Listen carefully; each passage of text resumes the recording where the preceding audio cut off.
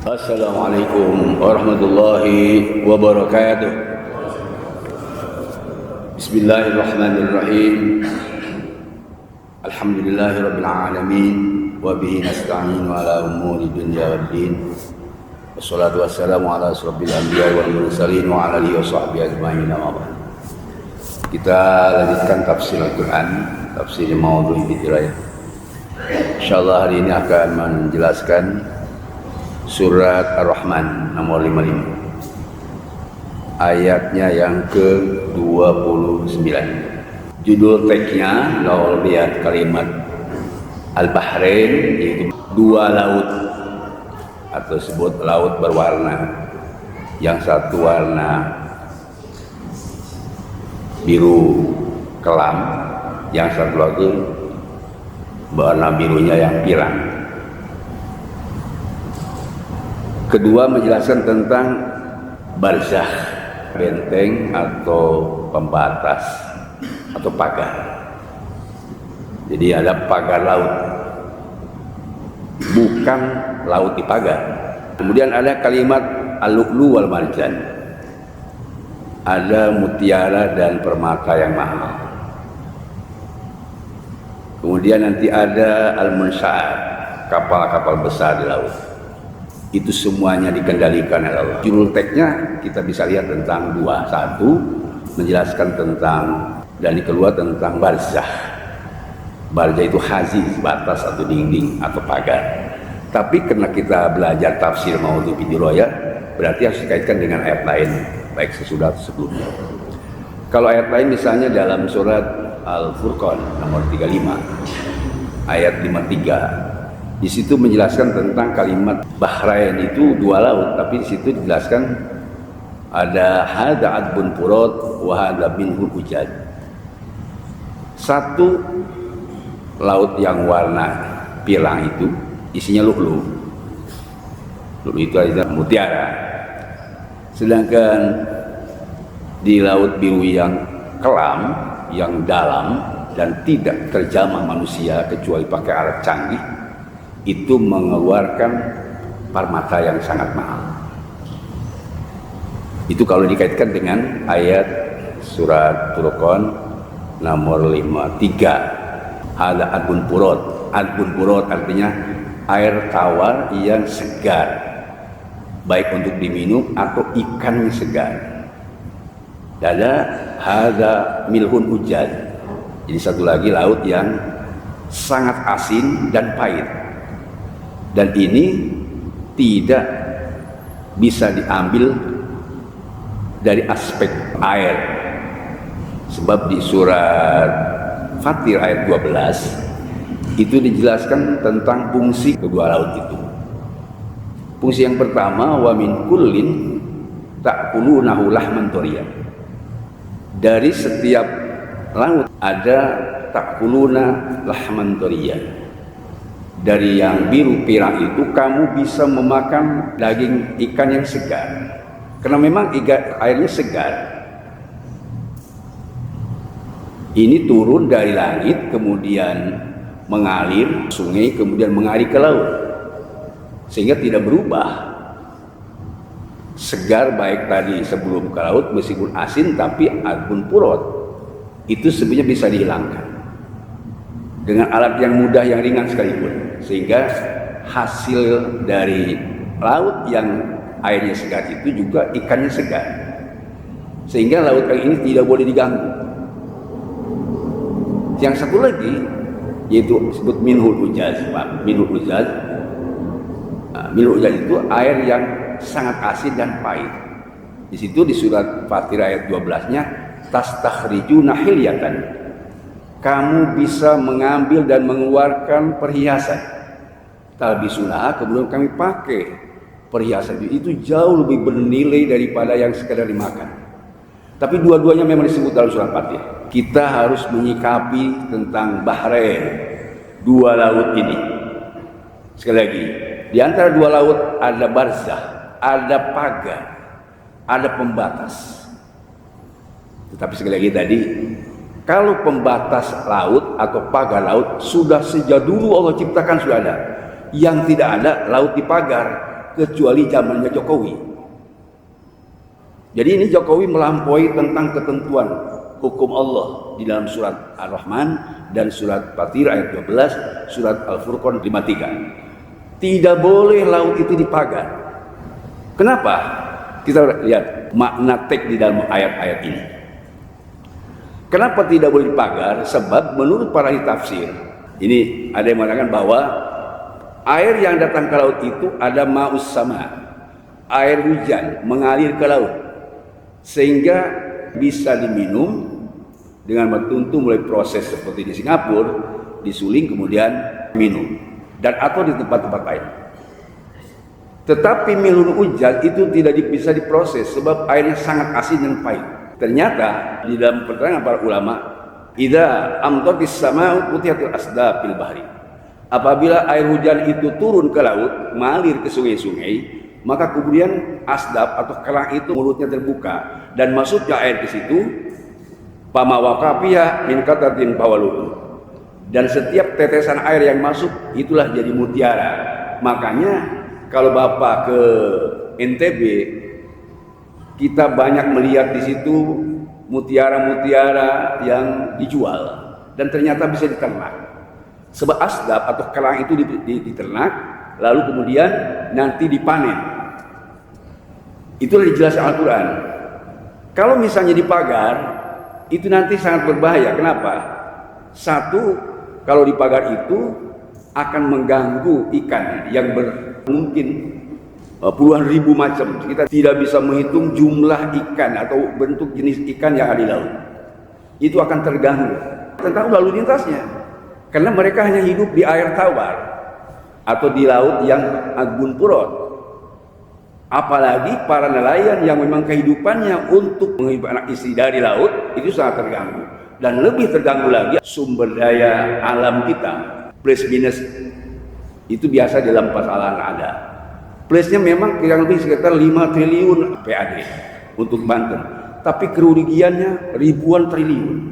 Itu ternyata lebih berbahaya kalau laut dipagar, beda dengan pagar laut.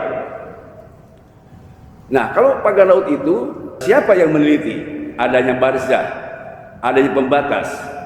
Di dunia akademis ini ada 3 profesor. Satu namanya Profesor William White dari salah satu universitas di Amerika Serikat mengenai tentang kelautan atau ilmu kelautan, itu dari universitas di Amerika Serikat, Universitas Yolando. Ada lagi satu yaitu di Amerika Serikat itu ya di Florida, itu di Universitas Miami. Itu ada juga profesor yang mantan dekan di fakultas itu biologi kelautan, yaitu membahas tentang Bahrain ini.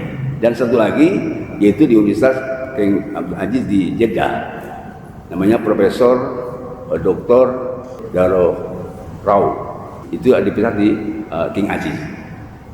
3 profesor ini meneliti tentang di mana Bahrain ini adanya. Ternyata mereka menemukan banyak Bahrain itu adanya yaitu di Selat Gibraltar. Selat Gibraltar itu yang membatasi antara Spanyol sama, jadi antara Maroko dengan Spanyol dihadiri oleh Selat Gibraltar namanya. Nah, para ahli kelautan menemukan kenapa ada selat yang tadi bisa memisahkan antara 2 laut. Karena itu ada satu gerakan penggeseran bumi di sebelah utara, yaitu dari Afrika menuju ke benua Eropa. Sehingga yang kedalamannya laut itu hanya 300 sampai 900 meter, sebenarnya tidak dalam seperti umumnya laut-laut di kita, tidak sampai 1000. Tetapi kenapa? Menurut para ahli ini ada yang menghalangi. Oleh siapa dihalanginya? Kata mereka oleh air laut sendiri. Kenapa? Karena ada perbedaan 3 hal. Satu, karakteristik air laut itu memang berbeda. Kedua, suhunya di sana berbeda. Dan ketiga, kerekatan air lautnya berbeda, sehingga menimbulkan tadi 2 warna yang berbeda. Dan di situ ada pembatas. Mereka hanya menemukan bahwa ini air yang membatasinya. Tapi kalau kita sebagai Muslim di surat Ar-Rahman ini, yang membatasi itu siapa? Allah Subhanahu wa Ta'ala. Kalau kita lihat teksnya, Pak, Marojal Bahraini, Allah membiarkan lepas 2 air itu di laut. memang air laut. Tapi berbeda dari yang takian itu bisa bertemu, Pak. Tapi di ayat yang 30 dijelaskan bainahuma barzakh la yabghiyan. Di antara dua laut itu ada pembatas la yabghiyan, sehingga dua posisi laut itu tidak bisa melampaui. Kalau di surat Furqan itu bahasanya hijrul mahjur. Hijrul mahjur itu batas yang si dua laut itu tidak bisa saling melampaui. Sebab akan rusak tatanan laut, salah satu dan yang kedua. Kalau laut yang adbun furot, yang tawar, kemudian air yang laut yang asli masuk itu rusak nanti, Pak. Sehingga ikannya tidak hidup. Demikian pula ikan yang hidup di Mirul Ujaz. Menurut yang saya tahu di dalam kitab Ibnu Katsir itu, jumlah hewan jenis yang ada di laut, kalau Bapak menghitung jumlah jenis makhluk yang ada di bumi, itu makhluk di bumi baru 1/10 dari jumlah jenis hewan yang ada di laut. Kalau dikumpulkan jumlah jenis hewan ikan yang ada di laut, baru 1/10 dari jumlah jenis malaikat yang ada di langit pertama. Dikumpulkan di bumi dan di laut, jenis dan makhluk yang ada di bumi dan di laut itu yang laut yang langit pertama baru 1/10 dari jumlah makhluk yang ada di langit kedua. Demikian seterusnya. Begitu banyaknya jenis ikan yang ada di laut. Sehingga kalau misalnya tidak ada barzah, tidak ada batas, itu nanti bisa berbahaya. Sehingga Allah menyatakan di sini, "Fabi ayyi ala'i rabbikuma tukadziban?" Nikmat Rabb mana lagi yang kamu dustakan? Begitu hebatnya Allah membuat batas sehingga tidak bisa bercampur airnya dan tidak bisa bercampur ikannya, juga tidak akan saling merusak. Jadi batas itu pas sudah dipatok oleh naskot, ada batas di laut, pagar laut supaya tidak rusak. Bagaimana kalau dipagar? Lebih rusak lagi, sebab itu bibaka sahabat Edinas. Itu sejak dulu, Pak, sejak bumi diciptakan tidak ada yang bisa magar laut itu. Kecuali zaman Jokowi, laut dipagar itu. PIK 2 yang tadi ya keindahannya hilang, kemudian PSN-nya juga bermasalah. Masalah itu memang ya harus ada persetujuan semua. Baik, saya kira tidak akan sabar itunya. Tetapi saya akan melihat dari aspek teknisnya, Pak. Jadi barzah ini, Pak, barzah itu tadi ada semacam pron. Bapak tahu pron itu apa? Pron itu? Pron itu bahasa Arabnya bahjah. Bahjah itu penangkal atau orang yang berada di garis yang dahsyat. Sekuat apapun itu perlawanan, ada pron bisa kalah, itu salah satunya. Makanya itu ada pron pembela Islam. Sebab kenapa Islam harus dibela? Karena lawannya itu banyak. Sehingga ada pron pembela Islam. Dibubarkan oleh rejim, diganti pron persaudaraan Islam. Kenapa? Lebih berbahaya lagi kalau bertengkar itu umat Islam. Kalau Muslim dilawan sama orang kafir, itu berbahaya. Lebih berbahaya lagi adalah Muslim berseteru dengan Muslim. Ada PRON, Persaudaraan Islam. Berbeda dengan ada PUI, Persatuan Umat Islam. Ya, Ormas. Dulu ada, maaf, kalau Sukabumi, Ahmad Sanusi lebih dekat ke NU. Kalau di Majalengka, itu maaf, lebih dekat ke Muhammadiyah. Sehingga disatukan dulu. Persatuan Umat Islam. Dan ada lagi Ormas, dulu P3, kemudian menjadi Ormas Parmusi, Persaudaraan Muslim Indonesia. Itu Ormas yang 2-3 bulan lalu ya ketua umumnya meninggal, Usama Hisam. Saya kira sekali lagi ada pron, barzah. Jadi barzah di Quran, kalau bahjah dalam bahasa Arab itu bahasa pron. Dibatasi oleh kekuatan. Makanya saya lihat kalau menurut ilmu bilaghah, Pak, itu namanya badai istiara makniyah. Ini badai istiara, saya jelaskan begini. Subbihal bahrain bi ta'ifati mu'adatin. Diserupakan dua laut dengan dua kelompok yang saling berseteru. Kemudian disebut di situ adalah Bahrainnya. Tapi yang diserupakannya nggak ada, yaitu dua kelompok. Tapi warumiza ini minal wazini, yaitu hijrah mahjuro. Diberi tandanya dari kelompok biasanya yang dahsyat itu harus barzahnya, harus bahjahnya atau pronnya yang kuat. Siapa? Sehingga memunculkan hijrah mahjuro atau layabgian. Sehingga dengan kuatnya itu barzah, dua laut itu tidak bisa berseteru, tidak bisa bertemu. Kalau kita contoh ini, Pak, pron pembela Islam hilang itu ngeri kita. Masih banyak tentu serangan-serangan dari non-muslim. Sebab front pembela Islamnya sudah dibubarkan sama rejim. Apalagi nanti kalau front persaudaraan Islam dibubarkan, ini lebih bahaya lagi. Saya kira front itu terus ada, ad-difa namanya. Itu sama dengan seperti ilmu kemiliteran. Ad-difa itu apa? Eksternal. Tentara jiwa militer itu aja untuk menolak musuh dari luar, eksternal. Beda dengan polisi. Kalau polisi untuk mengamankan internal. Nah, lagi-lagi sekarang Pak, gara-gara gas 3 kilo, itu yang amankan tentara sekarang, bukannya polisi. Kenapa? Kayaknya polisi bermasalah. Dulu banyak polisi-polisi yang baik. Karena ada yang minta uang di jalan, cemar semua polisi-polisi yang baik. Sekarang dibalik, banyak polisi-polisi jahat, hanya sedikit polisi yang baik. Sehingga tidak dipercaya lagi oleh pemerintah juga. Cuman bagaimana cara untuk menghentikannya polisi yang jahat? Itu urusan Pak Prabowo. Kita hanya menyampaikan saja, kita perlu menyuarakan kebaikan dan kebenaran. Perlu menyuarakan hak kita. Hak konstitusi, tapi kita hak tafsir gitu Pak. Kita lihat ayat berikutnya Pak. Yakhruju minhuma lu'lu wal marjan.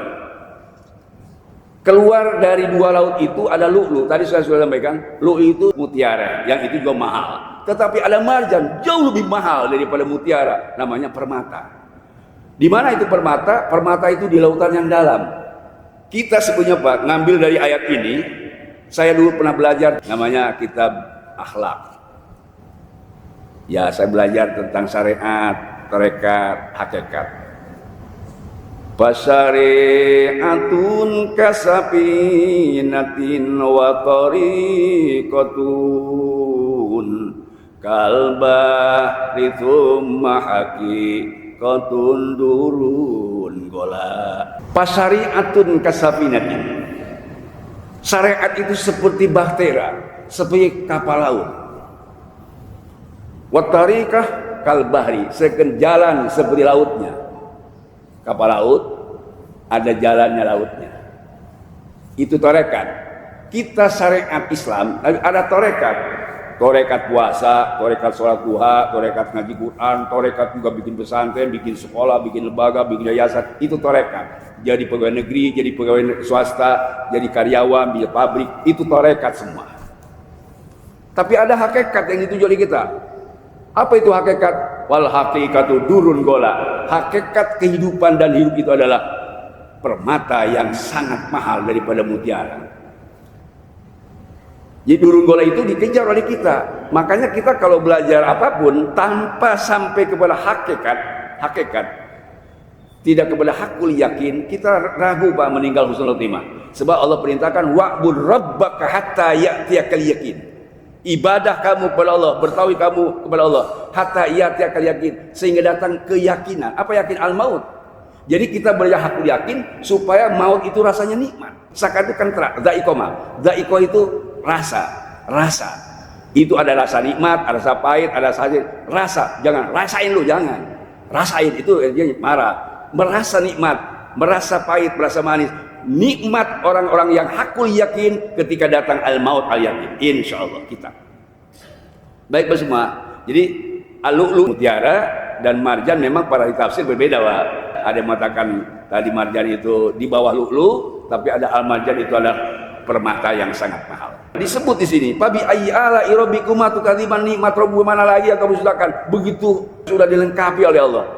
Dari makan ikan yang segar karena memang hidup di air yang segar, adbun puron. Kemudian mutiara, permata yang mahal itu adanya, miluja itu ada di laut yang dalam.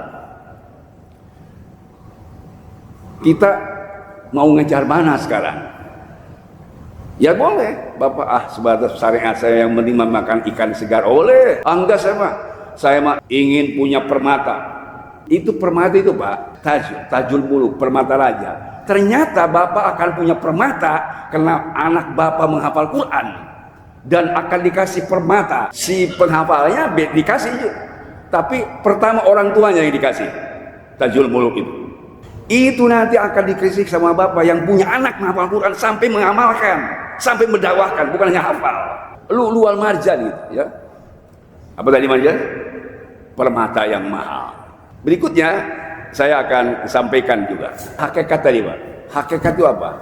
Hakikat hidup belum tercapai dan belum mungkin ada keinginan. Bapaknya sebatas lu'lu, atau di dalam surat Fatih tadi ayat 12. Wa min kullin ta'kuluna lahman thoriya. Dari dua laut itu hanya yang bisa dimakan dari daging ikan yang segar. Mungkin hanya itu Bapak. Bukan tidak boleh, sebab untuk kecerdasan. Tapi ada lagi watas tasrijuna hiliyatan talbasunaha tadi. Bagaimana kita bisa mengambil nilai surat Fatih 12, bisa mengeluarkan dari laut dalam itu sehingga menjadi permata. Ayat berikutnya Pak, walul jawalul munsya'atu fil bahri kal alam. Ini juga perlu disikapi. Milik Allah semua al-jawal munsya'at. Kapal laut yang tinggi-tinggi itu diisi oleh orang yang banyak, muatan yang banyak, berton-ton itu muatannya, tapi tidak tenggelam. Itu Allah yang mengatur dan mengurusnya. Kalau perlu kita belajar ilmu ini sehingga bisa mengambil manfaat dari ayat 34 surat Al-Rahman ini. Bagaimana kita bisa mengambil manfaat dari Al-Munsa'at? Apa yang masalah ekspor impor? Jadi perdagangan ekspor impor itu pasti melalui Al-Munsa'at. Apa Al-Munsa'at itu? Kapal-kapal besar. Ini juga tidak digunakan dimanfaatkan oleh kita. Baru kita hanya bisa mengimpor aja, impor gula, impor beras dan lain-lain. Belum pernah mengekspor. Ini juga tugas kita. Nikmat besar bagi bangsa Indonesia yang sudah bisa mengekspor melalui Munsa'at fil bahri kal alam dan diproses oleh kita, yaitu ada pertanian, IPB misalnya. Kemudian apa yang bisa diekspor ke luar negeri? Misalnya bisa saja nanti pertukaran dosen, anak bapak yang belajar bisa dikirim ke luar negeri. Di sana itu masih banyak membutuhkan guru ngaji Quran. Ya, di sini mungkin ngaji Quran baca huruf sudah tidak dibutuhkan. Di sana masih banyak yang membutuhkan baca huruf Quran. Berbondong-bondong di negara lain masuk Islam. Dikirim anak bapak ke sana. Kirim ke sana. Banyak yang memerlukan huruf Arab, baca huruf Arab. Jadi maksud saya begini. Jadi ini nilainya Pak. Jadi si walahul jawal munsa'atu bil bahri kal alam bukan hanya kita belajar tentang teksnya bahwa di laut itu ada munsa'at, ada kapal-kapal besar yang bisa dimuat dengan barang muatan yang berat. Tapi al-munsa'at juga tafsir kontemporer-nya adalah bagaimana kita bisa mengekspor kekayaan alam dengan cara yang halal, jual oleh kita untungnya. Jangan diserahkan tanahnya, jangan diserahkan lautnya, urus sama kita. Urus lautnya, urus tanahnya, lalu dikelola sama kita, dijual ke sana. Nah, hasilnya kita beruntung Pak. Kita punya IPB. Gunakan, jangan dijual lautnya, jangan dijual tanah, sehingga IPB itu kayak seperti culak cilek Pak, kemana yang apa. Jadi Al-Munsa'at di sini kita wajib memproses hasil tanah, hasil laut, hasil api. Energi kita cukup besar. Kesimpulannya, pagar laut sudah ada sejak lama. Yang tidak dan belum ada laut dipagar kecuali zamannya Jokowi. Kedua, antara Quran dan kaun itu ada kesinambungan. Apa yang disebut di Quran ada di alam, di kaunia, dan apa yang ada di kaunia sudah ada di alam. Yang ketiga, kita harus bisa menyikapi ayat-ayat Al-Quran ini untuk bisa dipakai dan diamalkan. Nilai yang tersembunyi dari kita adalah bagaimana kita meraih al-marjan. Nilai yang paling tinggi bagaimana melihat hakikat dari hidup kita. Nilainya tadi seperti marjan, permata yang sangat mahal. Itu adanya di laut yang dalam. Mudah-mudahan kedalaman ilmu para ulama, bahrul ulum, lautan ilmu, seperti ada al-bahr, ada lautan air. Apa itu lautan ilmu? Disebut al-ulum, al-ma'rifat wal asrar. Ilmu ma'rifat dan rahasia hati. Kita kenal sedalam-dalamnya laut, tidak sedalam hati orang. Hati kita itu seperti laut Pak, bisa diisi dengan apa saja. Seperti gelas, bisa diisi dengan apa saja. Air putih bisa, air teh bisa, air kopi bisa, kecomberan bisa. Hati Bapak mau diisi apa? Anak cucu Bapak mau dikasih apa? Ini maksud tadi kesimpulannya. Kita harus mengejar durun gola, permata yang sangat masuk al-marjan. Mudah-mudahan Allah Subhanahu wa taala memberikan taufik dan hidayah kepada kita semua. Akhirnya kita wafat husnul khotimah, mendapat ridha Allah Subhanahu wa taala. Subhanakallahumma wa bihamdik asyhadu an la ilaha illa anta astaghfiruka wa atubu ilaik. Wassallallahu ala sayyidina Muhammadin walhamdulillahirabbil alamin. Assalamualaikum warahmatullahi wabarakatuh.